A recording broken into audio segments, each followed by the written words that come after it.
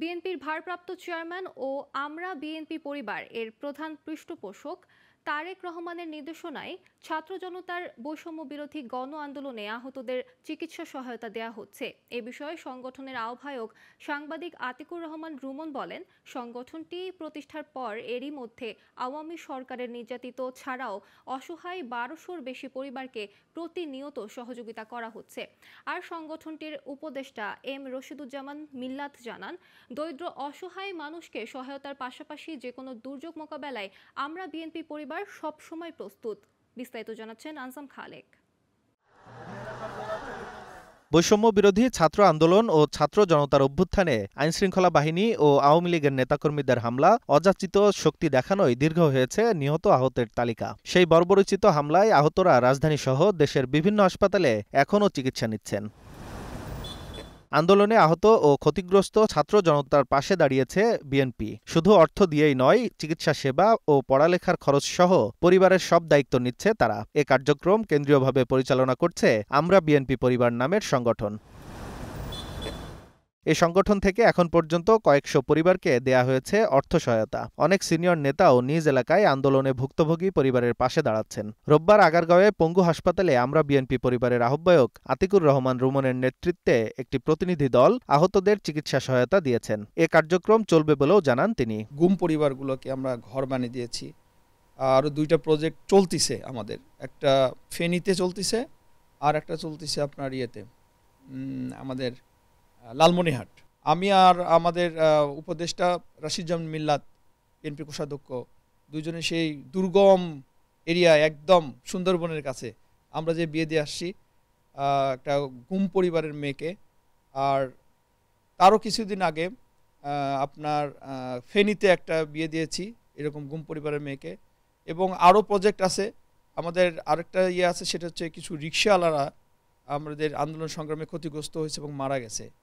এই রিক্সাওয়ালার পরিবারগুলোকে আমরা বাড়ি বানিয়ে দেব ওয়াদা করে আসছি, 2টো বাড়ি বানানোর ওয়াদা করে আসছি। এবং এই যে মারা গেছে এই ফ্যামিলিগুলোকে আমরা কীভাবে হেল্প করব এটার পরিকল্পনা আমাদের আছে। তার আগে আমাদের প্রজেক্ট একটা আছে, সেটা হচ্ছে ফেনীতে আমরা আগামীকাল ভোরবেলা যাব। যথেষ্ট পরিমাণ হেল্প মানে সামগ্রী, খাদ্য সামগ্রী, মেডিসিন, তারপরে বাচ্চাদের গুঁড়ো দুধ, তারপরে আপনার মোমবাতি, হারকিন, টর্চ লাইট, এগুলো সব নিয়ে যাচ্ছি। লাইফ জ্যাকেট, জাতীয় ইনস্টিটিউট, ওখানে সম্ভবত ফার্স্ট ওখানেই গেছি। ওখানে আমরা ওই দিন দিয়েছি হচ্ছে আমরা 50 জনের লিস্ট করেছিলাম একটা। 50 জনের মধ্যে মনে হয় সম্ভবত আর্থিক সচ্ছলভাবে ওখানে কিছু আছে 10 জনের মতো। আমরা 40 জনকে দিয়েছি।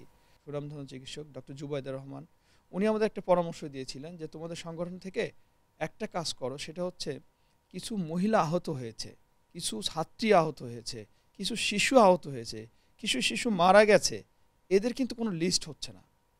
আমরা তার পরামর্শে গোটা ঢাকায় আমরা চষে বেড়াই এবং সেখানে 50 জনের শিশু এবং নারীদের লিস্ট করি, ছাত্রীদের লিস্ট করি, যারা ঘরে বসে চিকিৎসা নিচ্ছে।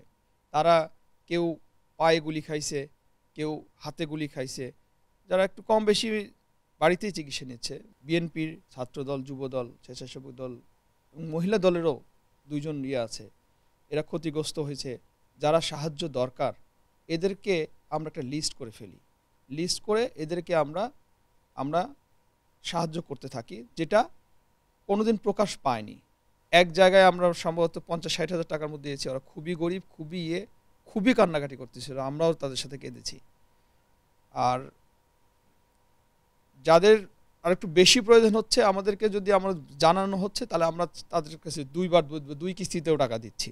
প্রায় 1200 ফ্যামিলিকে আমরা গোপনেও দিয়ে যাচ্ছি, প্রকাশ্যেও দিয়ে যাচ্ছি। সংগঠনটির উপদেষ্টা এম রশিদুজ্জামান মিল্লাত জানান, বিএনপির ভারপ্রাপ্ত চেয়ারম্যান তারেক রহমানের নির্দেশে দরিদ্র অসহায় মানুষকে সহায়তার পাশাপাশি হতাহতদের পাশে রয়েছে বিএনপি। ভারপ্রাপ্ত চেয়ারম্যান জনাব তারেক রহমান এই সেলের প্রধান পৃষ্ঠপোষক। বিএনপি পরিবার নামক এই সেলটি উনি করেছেনই দুস্থ এবং নিপীড়িত মানুষের সেবা করার জন্য। ছাত্র জনতা অভ্যুত্থানের মাধ্যমে আমাদের দেশ আবার পুনরায় স্বাধীন হলো।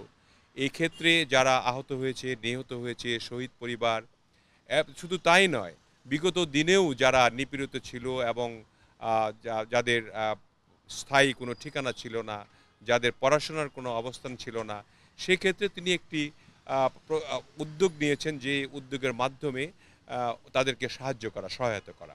তিনি চান যে ভোটের মাধ্যমে যে সরকারই গঠন করুক না কেন, এবং আমরা যদি সে সরকারের আসি, এবং তারেক রহমান সাহেবের ইচ্ছা হলো যে এই পরিসরটাকে বাড়িয়ে অনেক বড় করে যারা যারা নিপীড়িত আছে, দুস্থ মানুষ আছে, শহীদ পরিবার আছে, সার্বিকভাবে সহযোগিতা, সাহায্য এটা উনি চালিয়ে যাবেন, এবং যতদিন তিনি বেঁচে থাকবেন বা না থাকলেও আমরা একদিন না মানুষের মৃত্যু হয়, মৃত্যুর পরেও যাতে এই বিএনপি পরিবার নামক সেলটি বাংলাদেশের জনগণের জন্য কাজ করে যায়, সেটাই হলো তার উদ্দেশ্য। যে কোনো দুর্যোগে দৌড়ে গেছে তাদের সাহায্য করার জন্য, যদিও সিম্বলিক হয়েছে, হয়তো 1000 লোককে করতে পেরেছি, এখন হয়তো 10,000 লোককে করতে পারছি, আবার সরকার আসলে হয়তো বেশি করতে পারবো।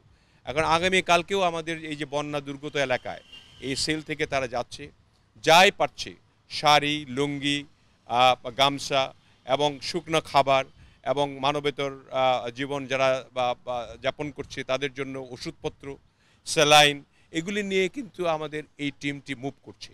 তারেক রহমানের এই নির্দেশের কারণে আজকে বন্যা দুর্গত এলাকায় যাওয়া হচ্ছে, এবং আগামী দিনেও আল্লাহ না করুক কোনো ধরনের দুর্যোগ যদি হয়, সেটা মোকাবেলার জন্য বিএনপি পরিবার সর্বদা প্রস্তুত থাকবে। ডাক্তার জুবাইদা রহমানের পরামর্শে নির্যাতিত মহিলা ও শিশুদেরও বিশেষ সহায়তা দিচ্ছে আমরা বিএনপি পরিবার।